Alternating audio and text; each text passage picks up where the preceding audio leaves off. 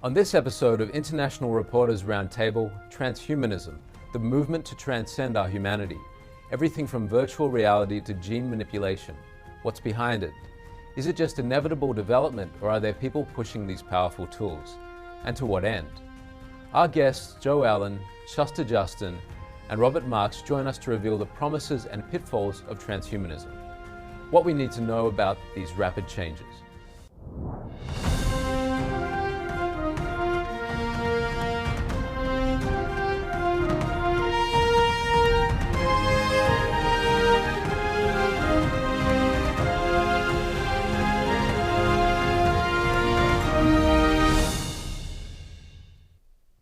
Welcome to International Reporters Roundtable. I'm your host, Brendan Fallon. Our conversations bring together journalists and experts from around the world. They help us uncover hidden information and details of conflicts, alliances, and connections in a deep dive discussion. Today, the topic is transhumanism, the efforts to transcend our humanity. It sounds like it could be a good thing in theory, but in practice, what does it entail? There's biomedical augmentation, everything from artificial limbs to gene manipulation, in order to cure diseases, crippling conditions that cause pain and suffering. Elon Musk's first Neuralink patient is now able to control a computer mouse. There's artificial intelligence, machine learning, the pinnacle of human technology, assisting us in everything from writing emails to ensuring national security. ChatGPT, revolutionary only last year, is now just one of the crowd. And there's even the exploration of consciousness itself. Are we more than just our bodies? Can we be anything we identify as? Another gender, perhaps? And when does consciousness begin? At conception? How do we decide? Alabama's Supreme Court just ruled that frozen embryos are children. The question with all these developments is, have they really improved the human condition, the quality of life? What are they leading us toward? And how can we put on the brakes, even if we want to? Our guests will help us break down the transhumanist movement, the motivations of the people driving it. They'll reveal the promises and pitfalls of this technology and mindset that is sweeping our world. Time to meet our panel. First, we have Joe Allen, the author of Dark Aeon, Transhumanism, and the War Against Humanity. He's written for Chronicles, The Federalist, Human Events, The National Pulse, and Protocol, the Journal of the Entertainment Technology Industry. Allen holds a master's degree from Boston University, where he studied cognitive science and human evolution as they pertain to religion. He now serves as the transhumanism editor for Steve Bannon's War Room. Next, we have Shuster Justin, filmmaker and writer with over a decade of experience in Hollywood. She's the author of the upcoming book, How I Almost Made It in Hollywood, But Didn't, a warning about how we shouldn't try. She's the president of Wired Out Loud Productions and the former president of the Center for Bioethics and Culture Network. She directed and produced an Epoch Times and NTD documentary, Altered Humans, How Biotech is Changing Who We Are, a critique of transhumanism, biotech, and the American healthcare system. And our third guest, Robert Marks, an electrical and computer engineer, also a professor at Baylor University in Texas. He leads the Bradley Center for Natural and Artificial Intelligence at Discovery Institute. Marks is the former editor-in-chief of the IEEE Transactions on Neural Networks, one of the world's leading scholarly journals on artificial intelligence. He's written books including Non-Computable You, What You Do Artificial Intelligence Never Will. He's also co-editor of his latest book, Minding the Brain, that explores whether the human mind is much more than its hardware. He's a return guest to IRR. Bob, welcome back. Thank you very much, Brandon. Fantastic to have you all here for this discussion on transhumanism. To start with, Joe, I'd like to hear about you, your book, Dark Aeon, Transhumanism and the War Against Humanity. How does this represent this concept of transhumanism that I think a lot of our audience won't be that familiar with? How does this frame that concept? Thank you very much for having me. My book is really looking at the belief systems of transhumanism and the ways in which they anticipate many of the technological developments that are promised to us, everything from conscious, superhuman artificial intelligence, gene engineering for human beings, human children, human adults, brain-computer interfaces to merge the mind with artificial intelligence. All of these, the media is flooded with day after day. There's a belief system behind it, or rather there is a heterodox set of beliefs behind it those come ahead of any of the technological developments. Those belief systems, in essence, form a techno-religion, a very heterodox at the moment techno-religion, but it seems to be congealing around certain dogmas, probably chief among them that artificial intelligence will be godlike. I call it a war against humanity on two different levels. The first level is a war against the very concept of the human. There's an attempt to break down the barriers between human beings and animals, human beings and machines, and even the genders within the human species. On the other level, there's the intent to create artificial intelligence systems that many are predicting could destroy the entire human race or significant portions of it. I think that there's every reason to be skeptical of all of these things, but unfortunately, as I've tracked this over the last couple of decades, what I've found is that many of the skeptical arguments against the capabilities of these systems or the biological manipulations only have so much of a shelf life. Too often the technology blows past, or at least gives the impression of it, hence bolstering that techno-religion. In essence, I would argue that this is a spiritual struggle, both on a practical level, but also on a deeper, more subtle plane. I'm looking forward to hearing more about that from you, Joe, because it just seems like a technological fantasy land that we're being exposed to, and to hear that there is a spiritual aspect to this, I want to hear more about that. Shasta, I'd like to go to you now, and you've created this documentary, Altered Humans. What is the picture of that? How does that frame this concept of transhumanism? I think that there are six main categories that transhumanists are focusing on. And all of these six categories, so for example, longevity, we're also looking at freedom from form, where they want to absolutely augment the human body in whichever way they want. There's also the control of reproduction. I mean, in the kind of future that transhumanists want, humans themselves would be left out of the reproductive act, the sex act. They want to merge humans with machine, AI, cyborgs, etc. That also extends to augmenting animals and plants, so creating chimeric animals and plants, and also to terraform the environment itself. So there is no aspect of reality, of nature, that transhumanists don't want to augment into what they see as ideal. What would you put as an example of that? You meant the idea of combining animal with human. Is there a stellar example that comes to mind for that? Yes, in 2020, the Chinese government declared that they were working on creating human-pig hybrids. And the reason for that was so that they could harvest organs at will, because this human-pig hybrid would have no human rights. I think that's a really great and frightening example of where this could lead. That is a truly shocking example.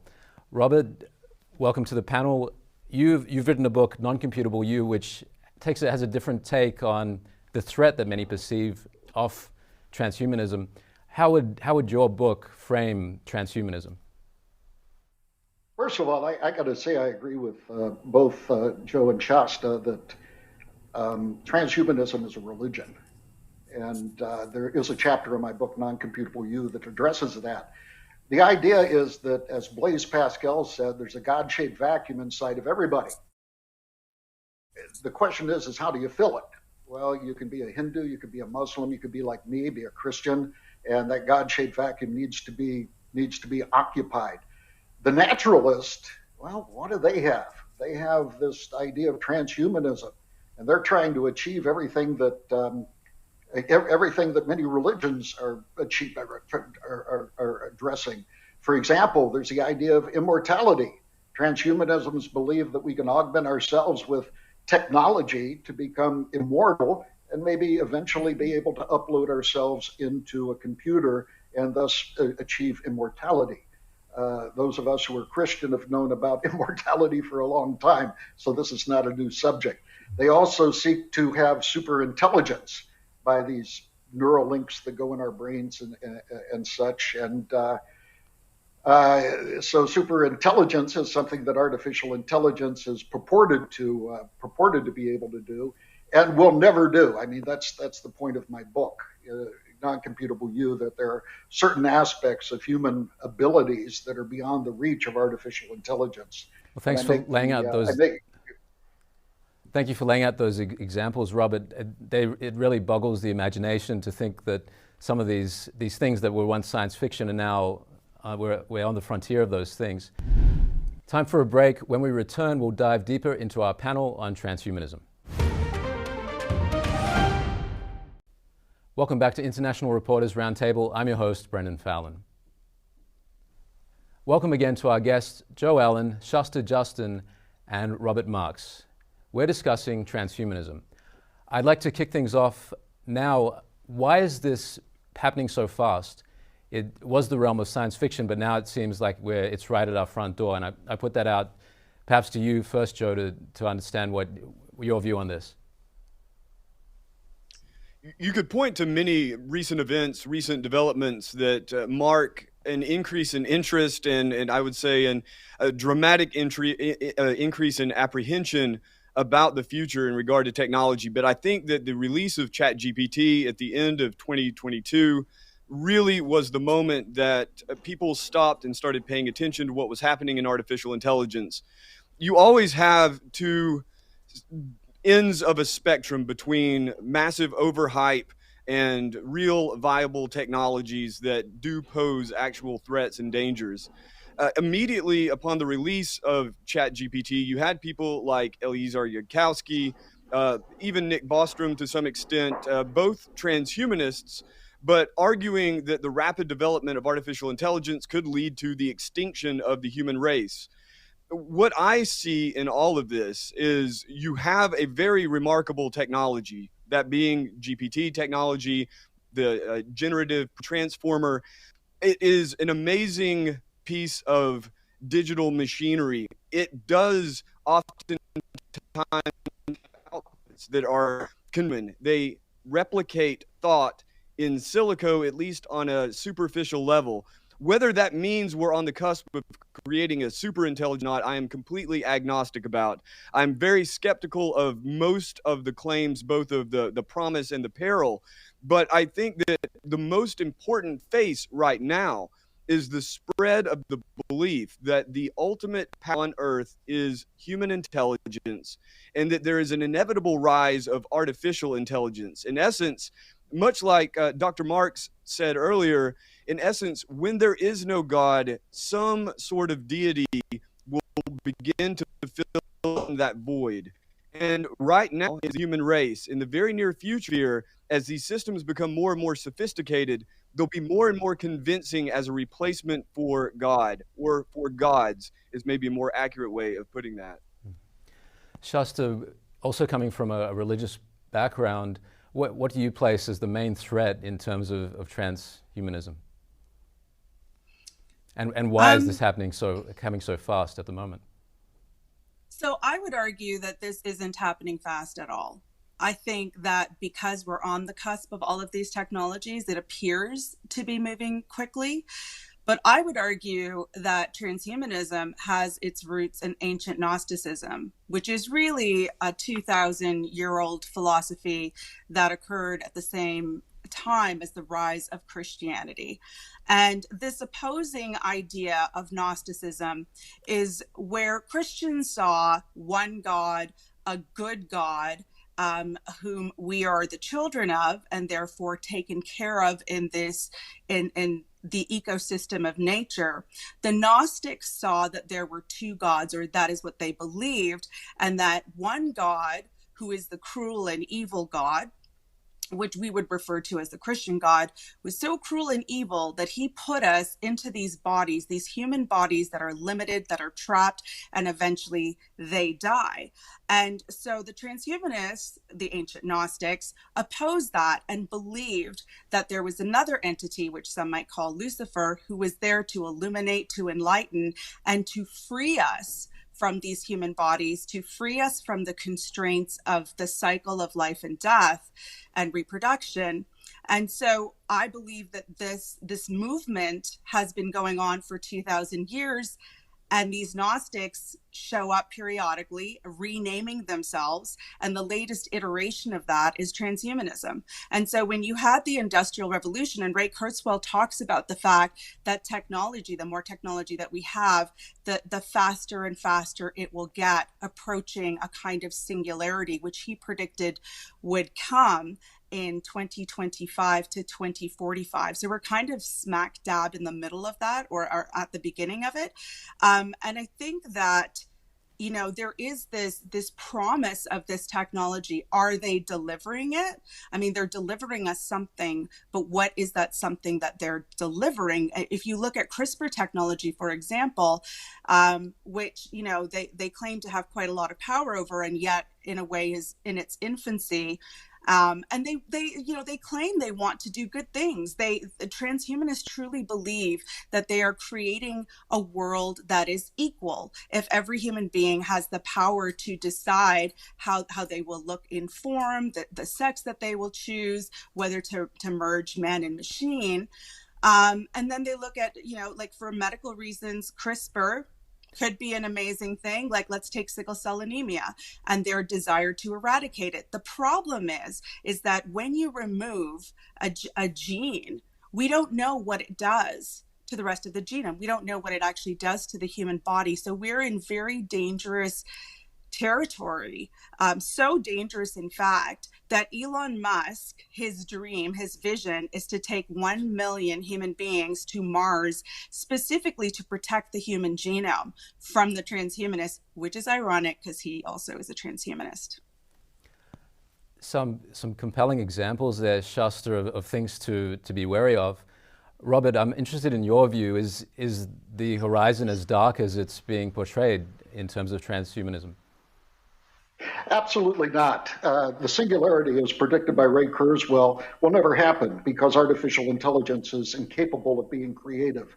Noam Chomsky called large language models like ChatGPT high-tech plagiarism. In fact, we're seeing a lot of lawsuits now of companies and people who say that their work is plagiarized by these large language models such as ChatGPT. You have recently the New York Times filed a lawsuit. Getty Images is suing Midjourney for use of their millions of images that are behind a paywall, and it's going to be interesting to see what happens there.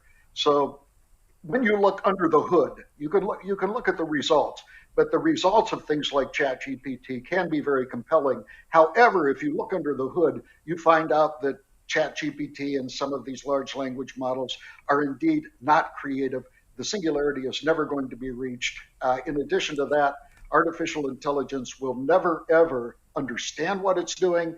ChatGPT spits out all of these great answers. It doesn't understand what those answers are.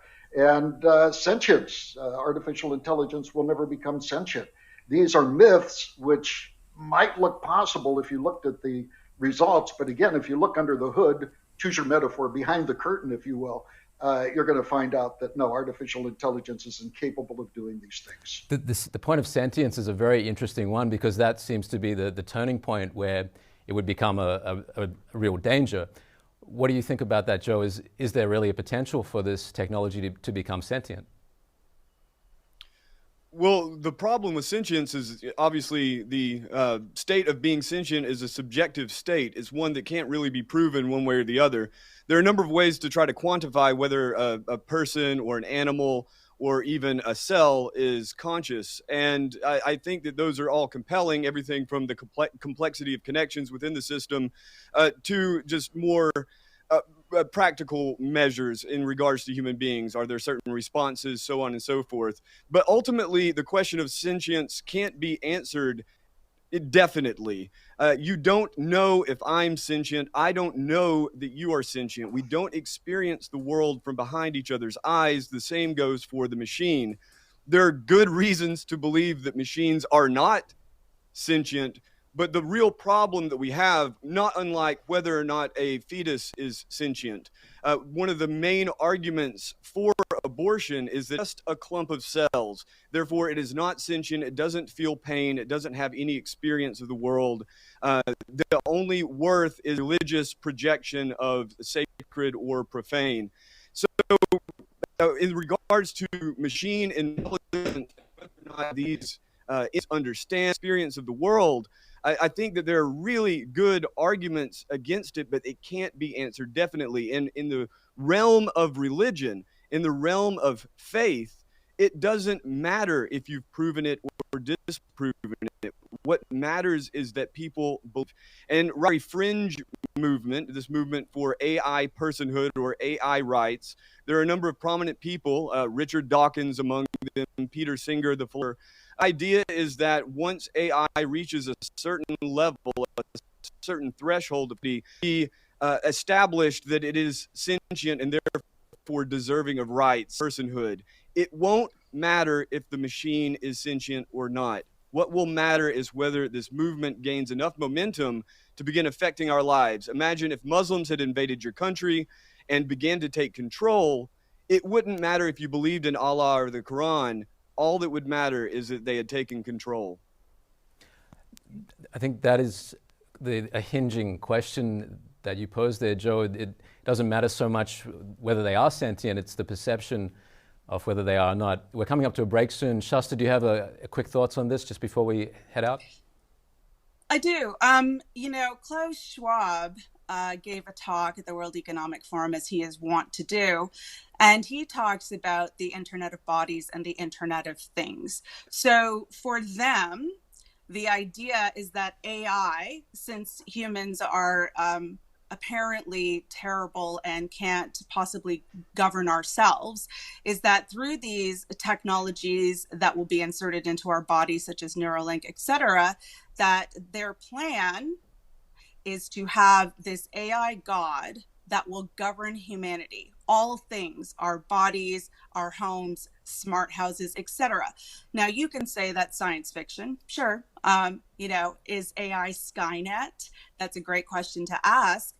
Or will it become that? All I know is that's what their intention is. That's what they are telling us they wish to do. After this break, we'll have more about the transhumanist agenda. Welcome back to International Reporters Roundtable. I'm your host, Brendan Fallon. We're discussing the transhumanist agenda with our panel, Joe Allen, Shasta Justin, and Robert Marks. Robert, just before we took the break then, I saw you nodding like you had something in response to what Shasta was saying. Would you like to say a little bit on that? Well, let's see. Let's review what Shasta was saying. Shasta, could you give us a quick snapshot of what you were just finishing up on there? I was just saying that regardless of whether or not we believe that AI is sentient or conscious, that the goal of the transhumanists is to have AI be as a god that rules humanity, including our bodies, the Internet of Bodies and the Internet of Things, so that it is in fact in control of us. Whether or not you want to call that conscious or sentience is up to you. But I see it as kind of, that humanity becomes the Borg, and they want AI to be the Skynet that controls us, the Borg. Robert, thank you. Yes, please. I do have some comments on that. In terms of AI taking over, one of the things that we have to remember is that artificial intelligence itself is generated by human beings. And the AI is going to do exactly what the human programmer programmed it to do. We saw this earlier with ChatGPT, where it would espouse sort of woke sort of philosophy. ChatGPT has evolved, not because of evolution, but because of human programmers, to be much more open across the political spectrum. But we have to remember that artificial intelligence and computer programs without bias is like water without wet. So if you generated artificial intelligence to take over the world, you must remember that it does have a predisposition of whatever the programmer told it to do. So no, it is not going to be impartial. It is not going to be independent of humanity. It's going to do what the artificial intelligence programmer told it to do. Shasta, do you have a reply to that? Is it artificial intelligence really confined by these boundaries? So I'm going to agree with Robert that absolutely AI is going to do what the programmers have taught it to do. So that makes it even more frightening when we think about the fact that transhumanists want to be the ones in control of AI. So therefore, it will propagate the agenda of the transhumanists. Now, I will also argue, and if you look at social media, for example, all the licensing, you basically have to sign away your likeness, your image, your voice, etc. And so AI or different AIs now have access to the wide range of human thinking and human being that is on the internet, which is obviously going to change things. It's not limited to just a programmer. It is self-learning, and it is drawing from everything that's on the internet, whatever people are putting out there. So it's far more complicated. I'm not as reassured as Robert that this technology isn't going to get out of hand and we will start seeing unexpected consequences. It's an interesting point you bring up there, Shasta, about the motives behind those who are controlling this technology. And Joe, I'm interested, from your perspective, who is holding the reins on transhumanism? That's a very good question. While I agree with Shasta's description of transhumanists and transhumanism, that is only one strain. Transhumanists are very diverse. As I say, it's a very heterodox movement at the moment. Max Moore, the man who coined transhumanism, so to speak, Julian Huxley had coined it back in the 50s, but Max Moore, was really the one to put the term on the map, make it a household name. Max Moore doesn't believe that the singularity is imminent. Max Moore doesn't seek to control other people. Max Moore does want to become godlike by way of technology, but Max Moore does not want the creation of a super intelligent AI that would be above his intelligence. In short, Max Moore is a kind of libertarian and, admittedly selfish person who wants no gods, not traditional, not technological. Then you have Ray Kurzweil, who doesn't even go under the mantle of transhumanism and yet is absolutely a kind of a fixture by which transhumanists often measure where they're at in their belief system. The concept of the singularity, the idea that the distinction between man and machine would dissolve, that the distinction between virtual and actual reality would dissolve as machines become trillions of times smarter, faster, more capable than human beings. Ray Kurzweil holds up a very different vision of the future than Max Moore. He doesn't consider himself a post-humanist either. He claims that because artificial intelligence bears all the marks of a human creator, that it will still be human in some sense. And so this isn't the end of humanity.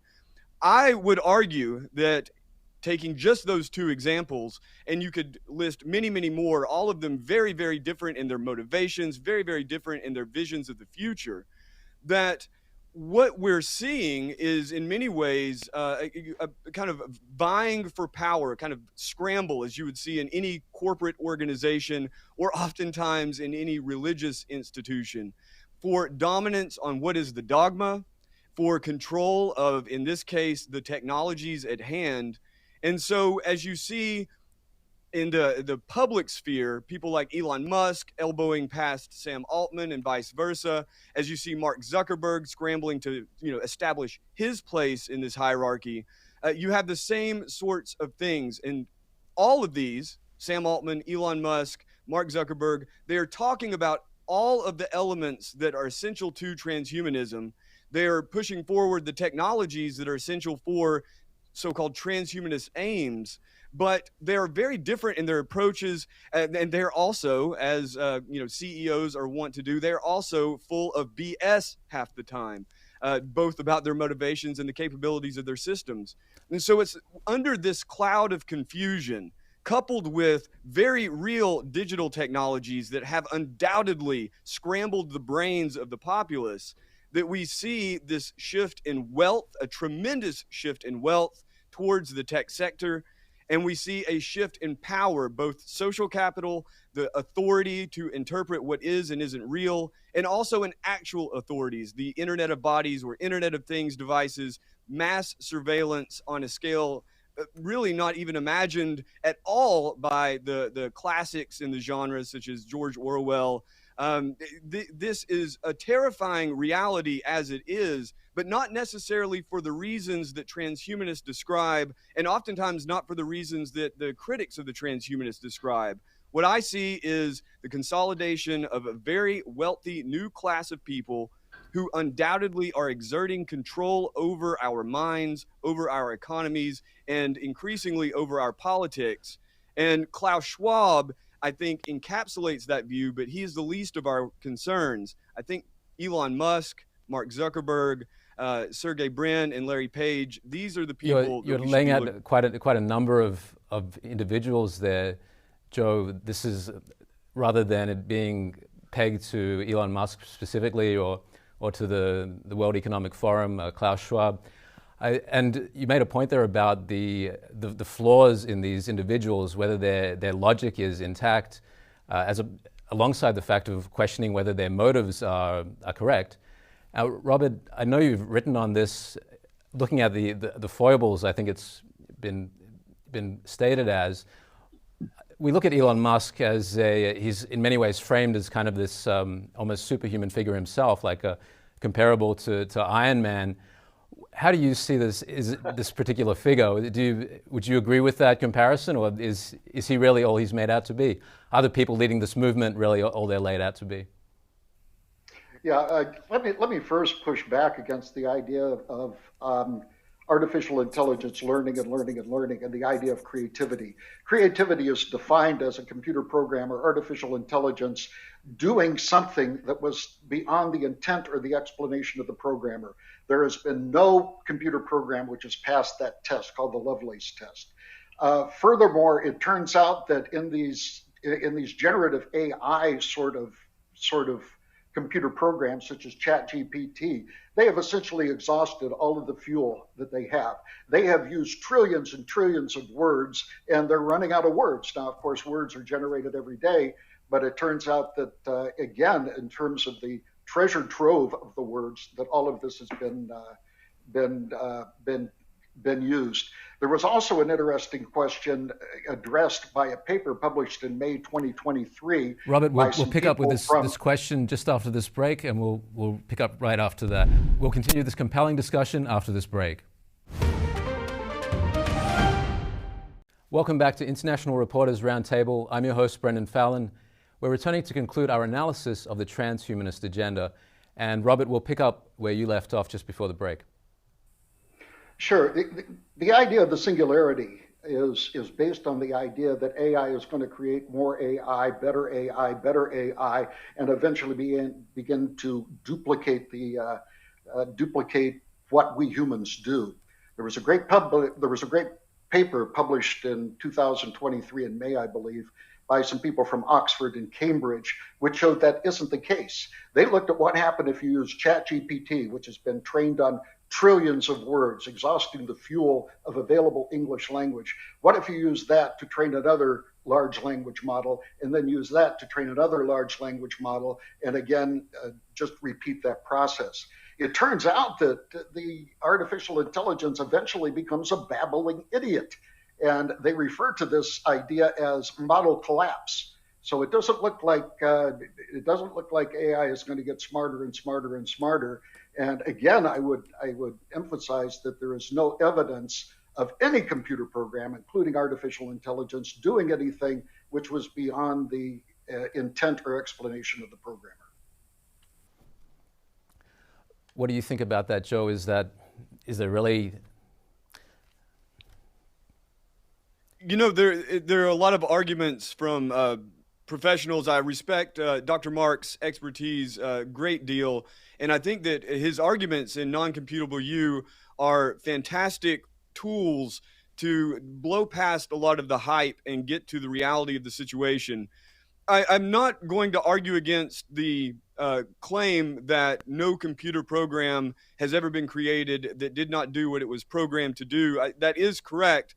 But as I understand the mechanics of the non-deterministic systems, such as the GPT technology or most of the advanced neural networks or any sort of advanced AI that is, in essence, to anthropomorphize it, asked to answer a question in its own way. It was programmed to answer the question in its own way, but in the end, it answered it in its own way. If I could borrow from theology, which those in the transhumanist and techno-fetishist and effective altruist movement often do, it's as if God were to create human beings with free will. The human beings aren't anything other than God created them to be, but the human beings are able to choose kind of their within their own systems, within the confines of their own systems, what to do. It's not. I do think that Mark's argument that these systems are over anthropomorphized to a ridiculous degree, and that these systems do not perform the miracles that they are purported to perform. I agree with that, but I do think, from my own perspective and from the perspective of other professionals of his caliber, perhaps, with all due respect, they are a bit more aggressive, I guess, in their evaluation of how these systems are actually operating and how much human control is actually involved in the final output of any of these non-deterministic systems. So in essence, what I'm saying is, yes, I agree with Dr. Marks up to a point, but I also think that especially the more kind of free reign, right, as Elon Musk would put it, the wider range of choices that a machine has to choose from, to the extent that the machine does in fact choose without human oversight, and that is absolutely what's happening in these advanced systems, it is doing what it was designed to do. That's to do its own thing. And Shasta, could you respond to that in the medical context which your documentary is grounded in? Yes, and I think we're having this somewhat academic conversation about transhumanism and these, let's call them technocrats, the ones that have the power and the money to control how these technologies impact us. And this is where real world examples become incredibly salient and important for us to discuss. And in the context of my documentary, although I don't get into it in great detail, I get into detail with the CRISPR technology, but I want everyone to think about the fact that this group of technocrats just recently decided to lock the world down and inject people with mRNA technology, messenger RNA, which is essentially gene editing technology, and they convinced 6 billion people, or bullied 6 billion people, into taking it. So these have real world consequences,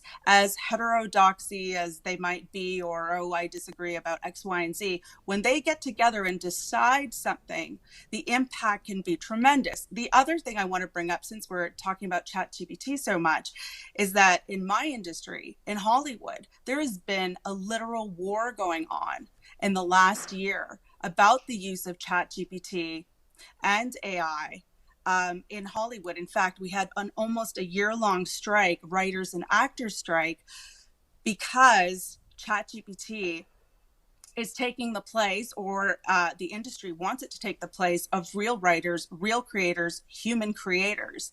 And in terms of actors, they're demanding that they be able to copy their likeness, their voice, etc., and to own that, to essentially own this reproduction of a human being. What you were just saying there, sorry to cut you off there, Shasta, what you were just saying there in terms of the script writing is particularly shocking, because this is the source, human creativity is the source of this particular form of artistic expression. Robert, is this something that you see as, is there really a potential for this to take place, given the I mean, it's capability of already AI? taking place, Brendan. There is no if. It is literally being used in the industry right now as we speak. This is So my there industry. are actually And I scripts will being tell you, produced that are written by AI. This is actually in the works. every day, literally every day. Well, yeah, I totally agree with Chaska, but I think that artificial intelligence, we have to remember, is a tool. And like any tool, like electricity, it can be used for either good or bad purposes. We can have these big Mongols trying to control us by the psychology of a TikTok or social media.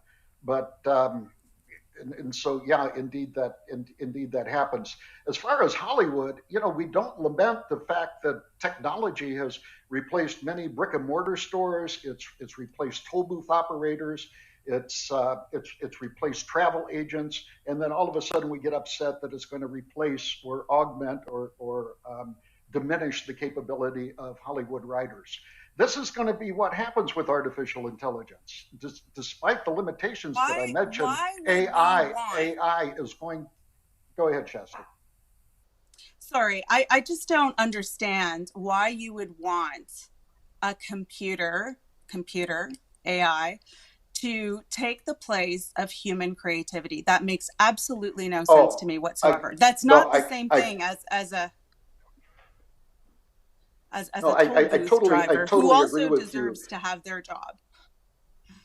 Well, do toll booth operators deserve to have their jobs? Do people that work in bookstores deserve to have their jobs? So let me just say this. AI and ChatGPT, it's smoke out of the bottle. People are going to use it.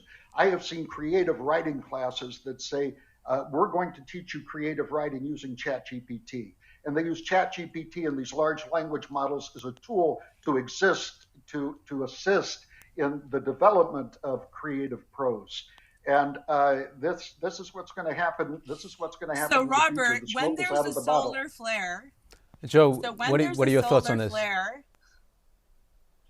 So when there's a solar flare and the grid goes down, how many actual writers will you have? You won't.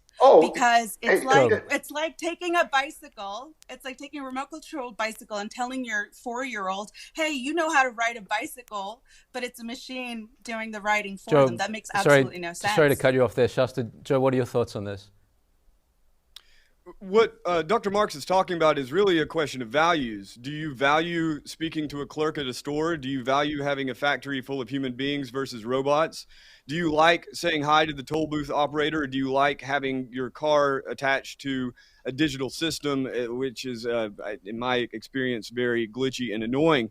I think that it's not a question that can be settled by way of evidence. It's what do you prefer? What are your aesthetics? Do you like the human touch? Do you want to watch movies made by humans, with humans, for humans? Do you want it to be some sort of hybrid, or are you comfortable with some sort of generic screenplay produced by ChatGPT and pushed out on digital platforms? All of these are matters of taste. My tastes definitely run towards the Luddite, even if ChatGPT composed phenomenal scripts, and even if you used Sora, the new OpenAI program, to shoot the movie. And it was beautiful just knowing that it was the product of a mechanical mind, so to speak, is enough for me to say I don't like it. You could say that I'm a human racist or a speciesist. I think that that is definitely that's prejudice against the machines, Joe, and there needs to be a movement against that. We've come to the end of our panel discussion. I'd like to thank you all for your excellent input. Now, to wrap up our discussion, I'd just like one sentence from each of you that conveys to the audience the main message you'd like to leave them with. Joe? The choice in front of us is what kind of world do we want to live in? Hopefully you get that choice. Shasta? Transhumanists want to cure the ills of humanity by fundamentally destroying humanity. And Robert? Yeah, artificial intelligence is not creative. It will never write a belletristic novel like Moby Dick or Les Miserables, but it can be used to help authors write belletristic pieces. That concludes our discussion today. Thank you to our guests, Joe Allen, Shasta Justin, and Robert Marks. Finally, to all you brave journalists out there honoring our journalist golden rule, seek the truth and report it. Thank you. Brendan Fallon, and thank you for joining us on International Reporters Roundtable. Until next time.